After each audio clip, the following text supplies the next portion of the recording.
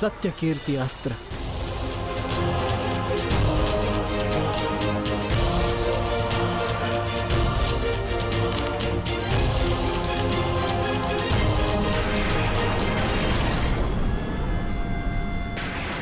मुझे अपने कर्तव्य का पालन करना ही है। तुम भी अपने कर्तव्य का पालन करो मित्र। हम दोनों को कोई नहीं रोक सकता।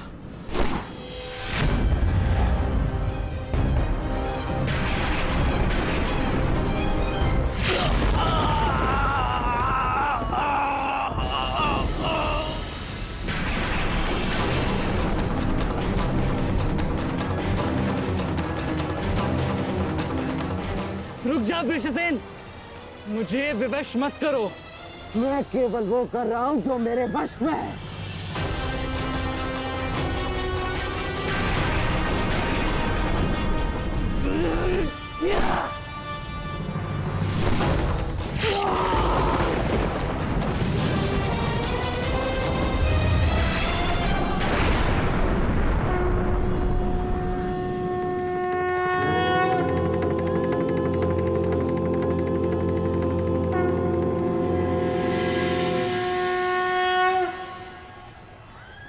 अद्भुत। मुझे तुम पर गर्व है पुत्र।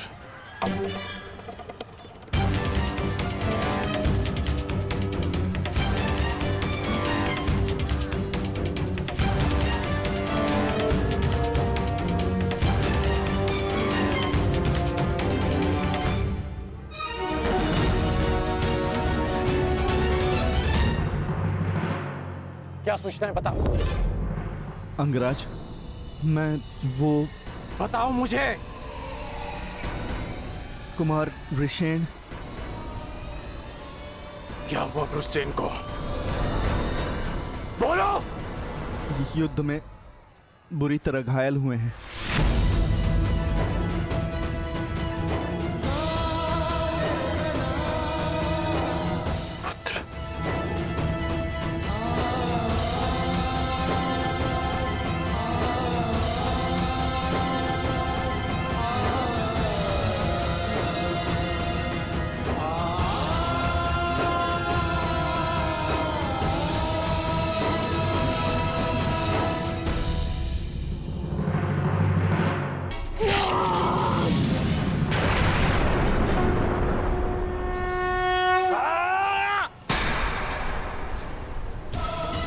ये हमें क्या हुआ था कुमार? हम एक दूसरे पे क्यों प्रहार कर रहे थे? अवश्य कोई माया थी जिसका अंत हुआ। आओ आओ, शत्रु हमारे प्रहार की प्रतीक्षा कर रहा है। चलिए कुमार।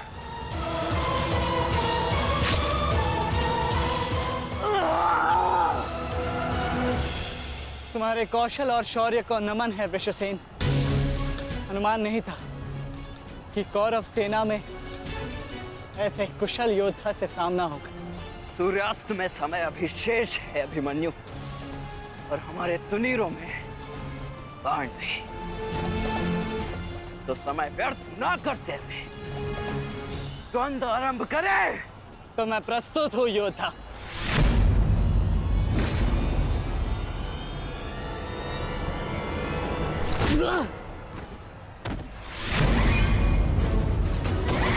तेरे पिता की माया का अंत हुआ बालक, और अब तेरा अंत होगा।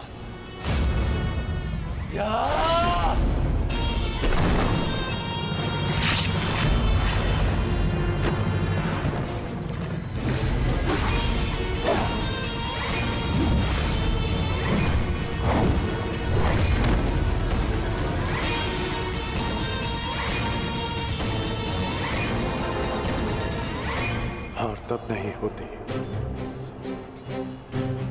जब मनुष्य पराजित होता है।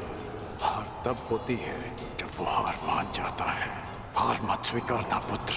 इस कुरुक्षेत्र की भूमि को, इस महाभारत के युद्ध को तुम्हारी आवश्यकता है। अभी बहुत तो शेष है।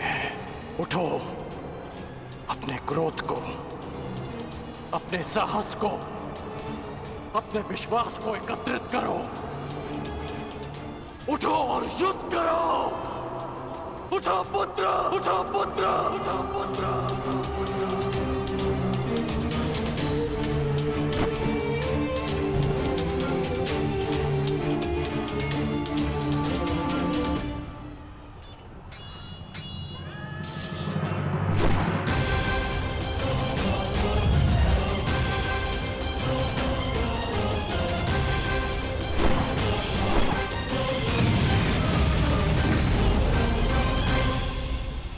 माधव, पितामह के प्रहार प्रतिक्षण बलशाली होते जा रहे हैं।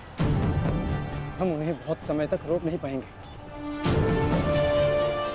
रोकना तो पड़ेगा पार्थ। जितना समय तुम इन्हें रोकोगे उतना समय भीम को मिलेगा कि वो दुर्योधन को परास्त कर युधिष्ठिर के समक्ष आत्मसमर्पण करने को विवश कर सके।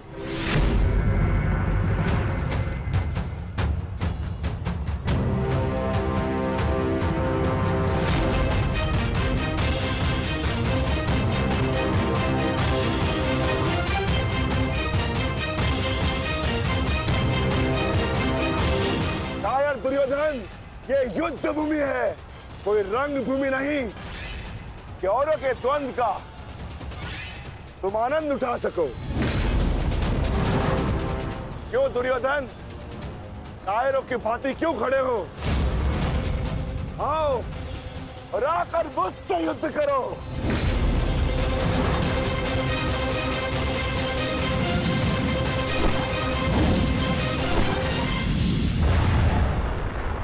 गंगापुत्र, शीघ्रता कीजिए। अर्जुन आपको द्वंद्व में उलझा रहा है। इधर भीम दुर्योधन की ओर बढ़ रहा है। महामहिम, कुछ कीजिए।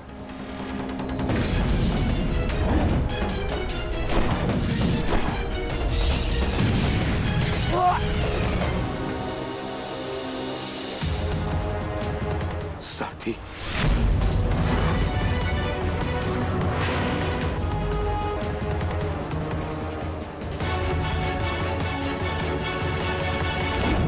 सावधान अर्जुन, या तो तुम युद्ध करना भूल गए हो या फिर तुम्हें युद्ध करने का साहस नहीं है। दुर्योधन, नहीं नहीं दुर्योधन, भीम तुम्हें उकसा रहा है। द्वंद्व में मत फंसना। उचित कहा मामाश्री। मेमनों के आखेट के लिए से आगे नहीं बढ़ते। बस होगे भीम के लिए तो मेरी कलिंग की सेना ही पर्याप्त है। कलंक के वीरों, आक्रमण करो और इसको बंदी बना लो। जाओ।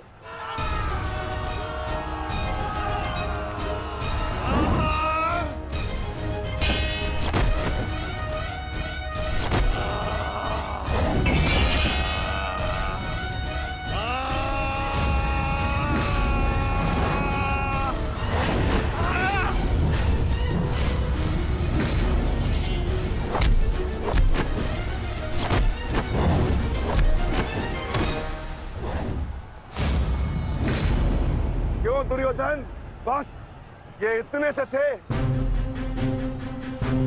अरे इनसे तो युद्ध करके मेरे हाथ पैर भी नहीं खुले।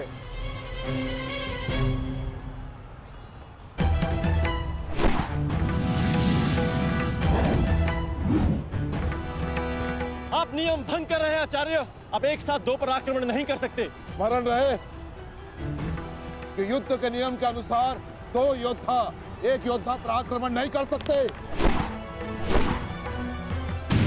पर तो एक योद्धा दो योद्धाओं पर आक्रमण कर सकता है। सहदेव,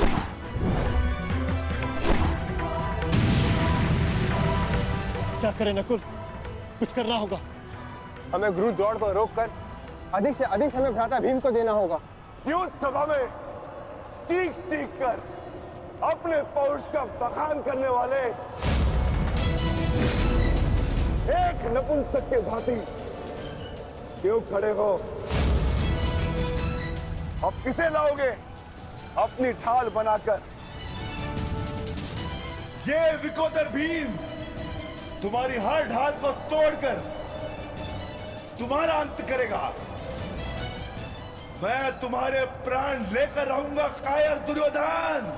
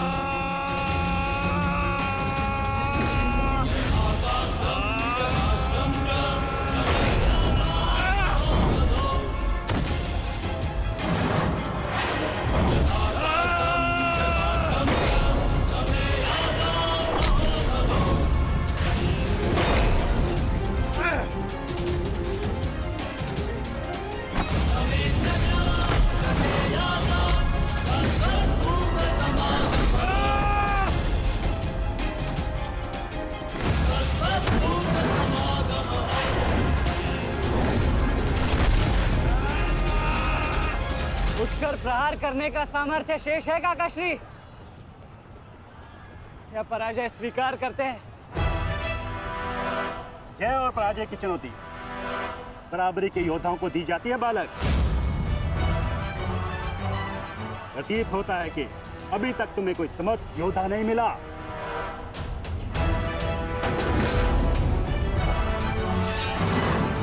मैं शब्दों के बाण नहीं चलाता नाना श्री। अच्छा, तो युद्ध करो या समर्पण करो।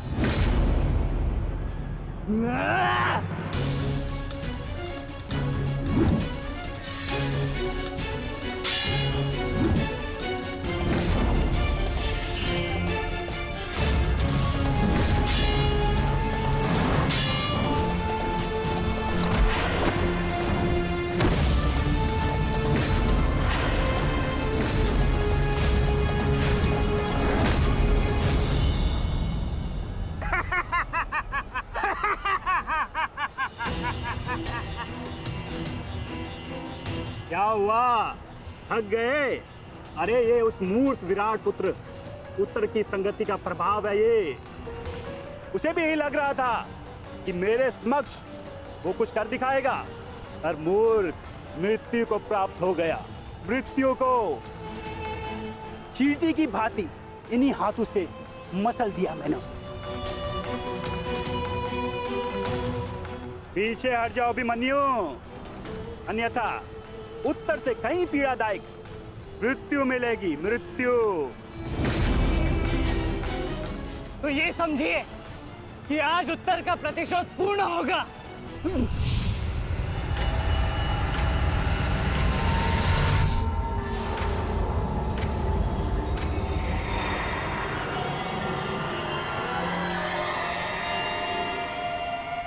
फिर से मूर्खता कर रहे हो अभिमन्यु?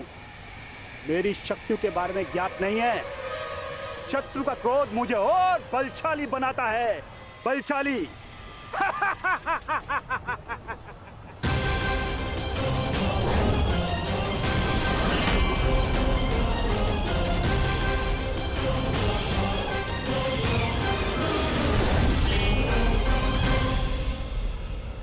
इतना ललकारने के पश्चात भी तुम रथ पर छिप कर बैठे हो दुर्योधन।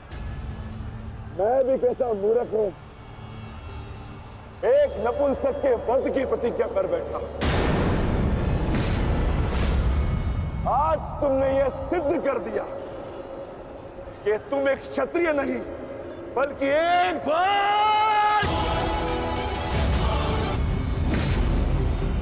सावधान! क्रोध से भरे कुमार भीम अब युवराज दुर्योधन की ओर बढ़ रहे हैं महाराज। मेरा दुर्योधन किसी संकट में तो नहीं ना? कहीं ऐसा तो नहीं कि भीम युद्ध के दूसरे दिन ही पांडव पक्ष को जय श्री दिलवा दे?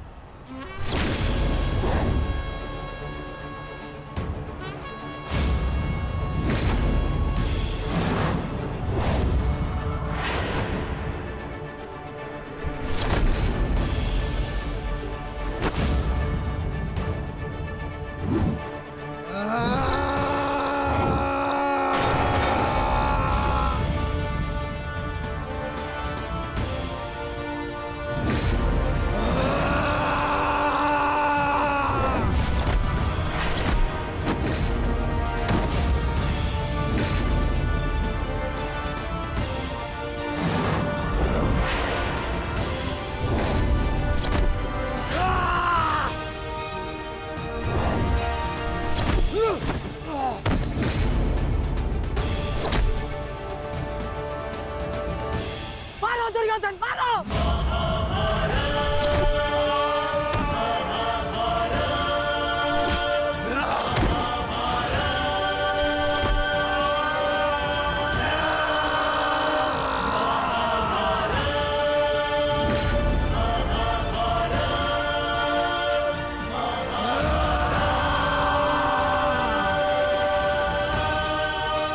क्या हुआ गदाधारी भीम? अब दिखाओ तुम्हारा पौरुषत्व। या कहो तो हस्तिनापुर की स्त्रियों से आभूषण लाके तुम्हें पहना दूं? क्या हुआ? युद्ध बातों से नहीं, बल से जीता जाता है। यदि इस जैसे शरीर में थोड़ा सा भी साहस बचा है, क्रोध और प्रहार कर मुझ पर। अरे ये क्या पहचानेगा अपनी शक्ति को? इसे कैसे मैंने वस्त्र और आभूषण रहित करके उन आंसुओं के मत्थे बिठा दिया था मैंने।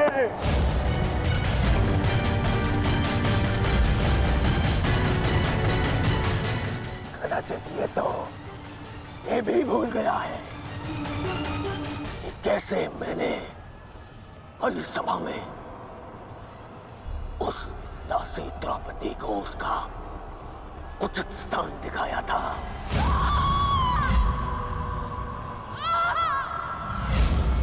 आओ दासी द्रौपदी, आकर मेरी गंगा में बैठो। आओ, वस्त्र हरण करो इस दासी का।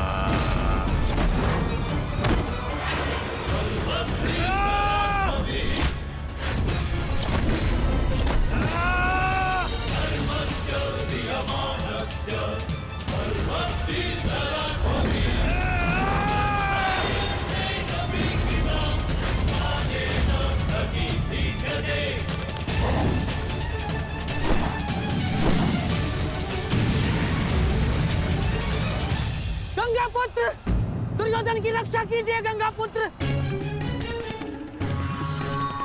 महामहिम, ये क्या कर रहे हैं आप? अपने वचन को पूर्ण कीजिए। आज यदि आपने भीम का वध नहीं किया तो हस्तिनापुर का युवराज घर नहीं लौटेगा। महामहिम, भीम, रुक जाओ, दूर हो जाओ दुर्योधन से, अन्यथा मुझे तुम्हारा वध करना होगा।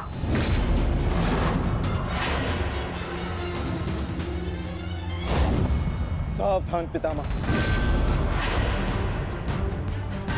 यदि आपने भ्राता भीम पर प्रहार किया तो मुझे विवश होकर आप पर बाण संधान करना होगा। हट जाओ भीम। क्षमा चाहता हूं पितामह, आप अपना वचन पूर्ण कर रहे हैं तो मुझे भी अपनी प्रतिज्ञा का मान रखना है। आज मैं इस दुर्योधन का वध तो करके ही रहूंगा, चाहे इसके लिए मुझे स्वयं के प्राण क्यों न गंवाने पड़े।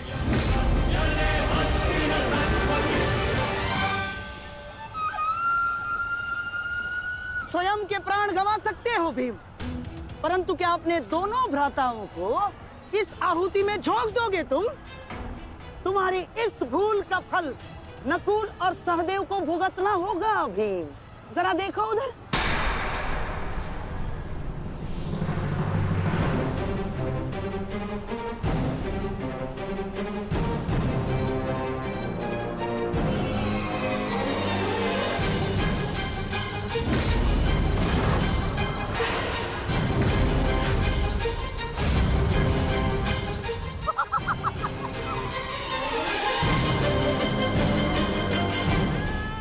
पिताश्री,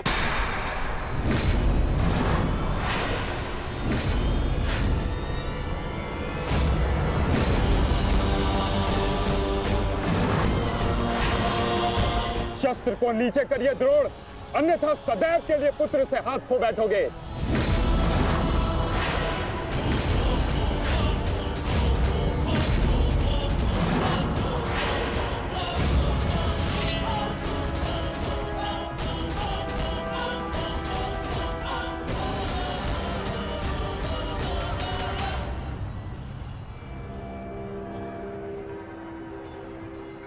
दुर्योधन, तेरा अंत आ गया है। तुम्हारे पास दो विकल्प शेष है दुर्योधन। या तो देश युधिष्ठिर के समक्ष आत्मसमर्पण करो, अपनी सेना को पीछे हटने का आदेश दो, या फिर अपने प्राण यमराज को समर्पित करो।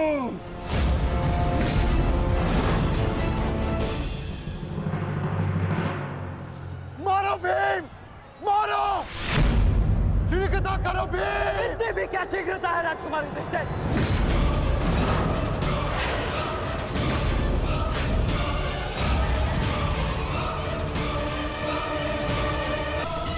ये हमें क्या हुआ था कुमार? हम एक दूसरे पे क्यों प्रहार कर रहे थे? अवश्य कोई माया थी जिसका अंत हुआ। आओ आओ, शत्रु हमारे प्रहार की प्रतीक्षा कर रहा है। चलिए कुमार।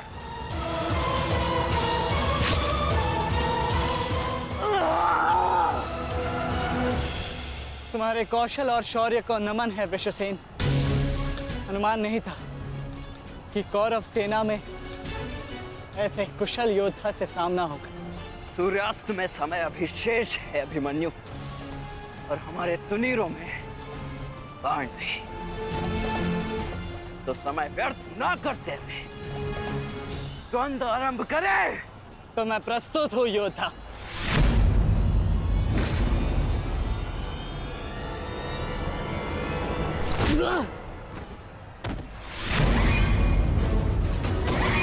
तेरे पिता की माया का अंत हुआ बालक, और अब तेरा अंत होगा। या